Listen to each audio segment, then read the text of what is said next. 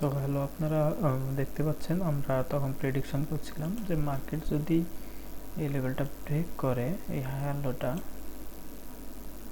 এই যে এটা একটা হায়ার লো ছিল, এখান থেকে যদি কন্টিনিউশন দিত, এই যে এই ক্যান্ডেলে যদি কন্টিনিউশন দিত, তো সেই ক্ষেত্রে মার্কেটের চান্স ছিল উপর যাওয়ার।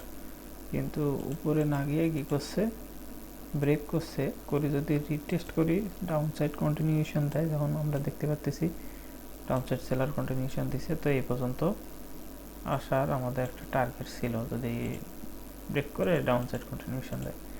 দেখতে পাচ্ছি মার্কেটটা হিট করছে, কারণ এই সাইডে লেভেল ছিল একটা টার্গেটের লেভেল, তো মার্কেটে ডাউন সাইড টার্গেট ফুলফিল হয়েছে।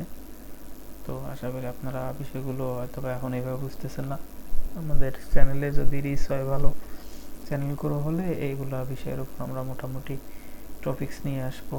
যেমন আমাদের ক্লাস 1টা আছে, ক্লাস 1টা দেখলেও আপনারা এই সিনারিগুলো বুঝতে পারবেন, ওইখানে সুন্দরভাবে এগুলো বোঝানো আছে আর কি। তো ধন্যবাদ, সবাই ভালো থাকবেন, আসসালামু আলাইকুম।